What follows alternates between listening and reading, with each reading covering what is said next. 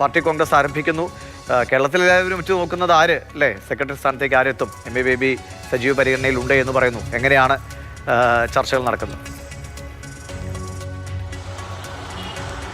ഏറ്റവും പ്രധാനപ്പെട്ട ഒരു ചർച്ച M A Baby party general secretary ആകുമോ, EMSന് ശേഷം ഒരു മലയാളിയായിട്ടുള്ള വ്യക്തി CPMന്റെ ജനറൽ സെക്രട്ടറി ആകുമോ എന്നുള്ളത് തന്നെയാണ്. അല്പസമയം മുമ്പ് എം എ ബേബിയോട് നമ്മൾ സംസാരിച്ചത്. അപ്പോൾ അദ്ദേഹം പറഞ്ഞത് മാധ്യമങ്ങൾ നടത്തുന്ന കുപ്രചരണങ്ങൾ മാത്രമാണ് ഇതെന്ന് ആണ്. എന്തായാലും ആ ഒരു പ്രാധാന്യമുണ്ട്. എം എ ബേബിയുടെ പേര് ഈ ചർച്ചയിലുണ്ട്. ഒപ്പം തന്നെ മഹാരാഷ്ട്രയിൽ നിന്നുള്ള അശോക് ദാവളയുടെ പേരും ഈ ജനറൽ സെക്രട്ടറി സ്ഥാനത്തേക്ക് പരിഗണിക്കുന്നുണ്ട്. നമുക്ക് മനസ്സിലാക്കുവാൻ സാധിക്കുന്നത് കേരള ഘടകം ഇപ്പോൾ എം എ ബേബിയെ പിന്തുണയ്ക്കുന്നുണ്ട് എന്ന് തന്നെയാണ്. അങ്ങനെ പിന്തുണ പൂർണ്ണമായി ലഭിക്കുകയാണെങ്കിൽ ഒരു സംശയവും വേണ്ട, എം എ ബേബി പാർട്ടിയുടെ ജനറൽ സെക്രട്ടറി ആകാനുള്ള സാധ്യത വളരെ ഏറെയാണ്. കേരള ഘടകം 2012 ആദ്യമായി PBയിലേക്ക് എം എ ബേബി എത്തിയത്. അതായത് 13 വർഷത്തെ PBയിൽ പ്രവർത്തിച്ച പാരമ്പര്യമുണ്ട്, ഡൽഹിയിൽ പ്രവർത്തിച്ച പാരമ്പര്യമുണ്ട്. കാര്യങ്ങളൊക്കെ പരിഗണിച്ചായിരിക്കാം M A Baby party general secretary എന്നുള്ള ഒരു പരിഗണനയിലേക്ക് അദ്ദേഹത്തെ എത്തിക്കുക. എന്തായാലും ഇന്ന് ഉള്ള ചർച്ചകളിലൊക്കെ തന്നെ അശോക് ദാവളയുടെയും അതുപോലെ തന്നെ PBയിലും ഒക്കെ വനിതകളുടെ സാന്നിധ്യമടക്കം എങ്ങനെയാണ്? എത്രത്തോളം വലിയ മാറ്റങ്ങൾ നേതൃനിരയിൽ പ്രതീക്ഷിക്കുന്നുണ്ട്?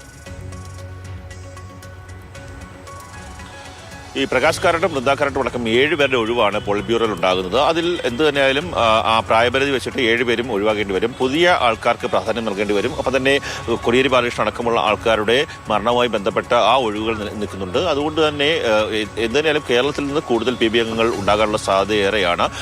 നിലവിൽ നമുക്ക് മനസ്സിലാക്കുവാൻ സാധിക്കുന്നത് വനിതാ പ്രാതിനിധ്യം അനുസരിച്ച് ഒരു കേരളത്തിൽ നിന്നുള്ള ഒരു വനിതയെ PBയിലേക്ക് എത്തിക്കാനുള്ള സാധ്യത വളരെയേറെയാണ്. അപ്പം തന്നെ CCയിലേക്ക് വരുമ്പോൾ, കേന്ദ്ര കമ്മിറ്റിയിലേക്ക് വരുമ്പോൾ LDFന്റെ കൺവീനറായിട്ടുള്ള TP രാമകൃഷ്ണൻ എന്ത് തന്നെയായാലും ഒരു കേന്ദ്ര കമ്മിറ്റി അംഗം ആകുമെന്നുള്ള കാര്യത്തിൽ ഉറപ്പാണ്.